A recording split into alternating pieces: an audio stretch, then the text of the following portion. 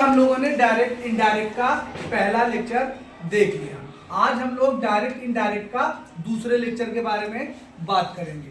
हम लोगों ने कल क्या पढ़ा था? डायरेक्ट से इनडायरेक्ट बनाने के नियम के बारे में हम लोगों ने जाना था, जिसमें हम लोगों ने क्या जाना था? पहला रूल क्या था कि सबसे पहले हम लोग इन्वर्टेड कामा को हटाते हैं। सबसे पहले हम लोग क्या हटाते हैं? इन्वर्टेड कामा को।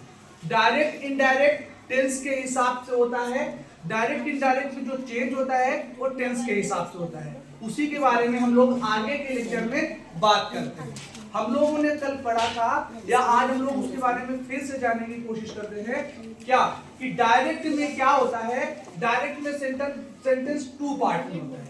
एक पहला पार्ट होता है, एक दूसरा पार्ट होता है। जो दूसरा पार्ट होता है वो इन्वर्टेड कामा के अंदर होता है और जो पहला पार्ट होता है वो इन्वर्टेड कामा के बाहर होता है। जो इन्वर्टेड कामा के बाहर होता है उसको हम लोग रिपोर्टिंग वर्ब बोलते हैं और जो इन्वर्टेड कामा के अंदर होता है उसको हम लोग रिपोर्टेड स्पीच बोलते हैं। कहने का मतलब ये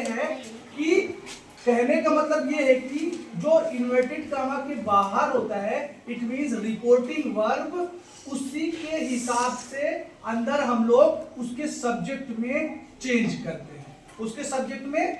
करते हैं। हाँ, फर्स्ट ऑफ ऑल मैं आपको ये बताना चाहता हूं कि अगर रिपोर्टिंग स्पीच जो अंदर वाला है उसको नहीं, रिपोर्टिंग वर्ब जो सेंटेंस के बाहर वाला है, अगर उसमें हम लोग सबसे पहले ये देखेंगे उसके टेंस की बात करेंगे। अगर उसका टेंस प्रेजेंट या फ्यूचर में होगा, किसमें होगा? प्रेजेंट या फ्यूचर में होगा, तो हम लोग रिपोर्टिंग स्पीच के टेंस में कोई चेंज नहीं करते हैं। उसमें मैंने दो सेंटेंस लिखा है, एक प्रेजेंट का है जिसमें बोला गया है ही सेज टू मी, जो कि इसमें वर्ब है वो प्रेजेंट का है, तो उसके एक्टिव डायरेक्ट को इनडायरेक्ट में चेंज करते टाइम उसके टेंस में हमने कोई चेंजनेस नहीं की है। सेम चीज अगर फ्यूचर में आएंगे, ये फ्यूचर टेंस का है, तो इसमें भी हमने डायरेक्ट से जब इनडायरेक्ट बनाया तो उसके टेंस में कोई भी चेंज नहीं किया। और हमको एक चीज का ध्यान रखना है कि जब हम डायरेक्ट से इनडायरेक्ट बनाते हैं, इसमें एक वर्ड है जो बीच में यूज करते हैं जिसको बोलते हैं डैट। डैट को हिंदी में क्या बोलते हैं? की।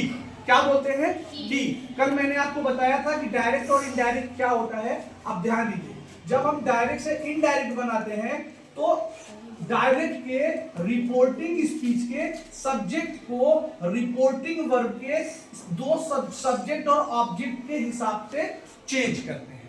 सब्जेक्ट और ऑब्जेक्ट के हिसाब से चेंज करते हैं। तो फर्स्ट ऑफ ऑल हमको ये ध्यान देना है कि जो रिपोर्टिंग स्पीच के अंदर वाला सब्जेक्ट है वो रिपोर्टिंग वर्ब के किससे रिलेट हो रहा है? सब्जेक्ट से या ऑब्जेक्ट से? अब जैसे ये सेंटेंस है, इसमें बोला गया ही says to me, he says to me, it means वह मुझसे बोलता है कि I am going to Agra. आई किसके लिए आ रहा है? किस पे इंफेसाइज कर रहा है? ये इंफेसाइज कर रहा है ही पर।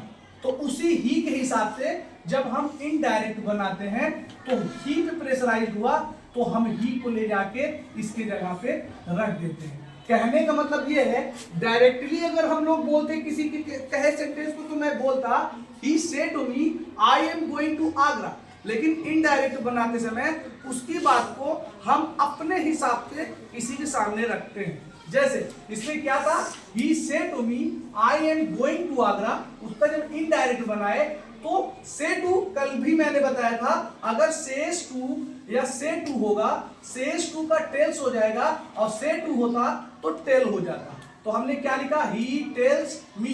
दैट लगाना बहुत जरूरी है, नेसेसरी है। अब जो आई था, जो ही के लिए था, तो हमने आई को रिप्लेस करके यहां पर क्या लगा दिया? ही लगा दिया और हमने वर्ब में कोई चेंज नहीं की, जिसके बारे में मैं आपको पहले बता चुका हूं कि अगर आपका रिपोर्टिंग वर्ब प्रेजेंट या फ्यूचर में होगा तो रिपोर्टिंग स्पीच के टेंस में कोई भी चेंज नहीं करते। उसके लिए मैंने यहां पर एक रूल लिख दिया है कि रिपोर्टिंग वर्ब मींस होता है बाहर वाला, वो प्रेजेंट या फ्यूचर में होगा तो हम रिपोर्टिंग स्पीच इट मींस अंदर वाले के टेंस में कोई भी चेंज नहीं करते हैं। ओके, बस।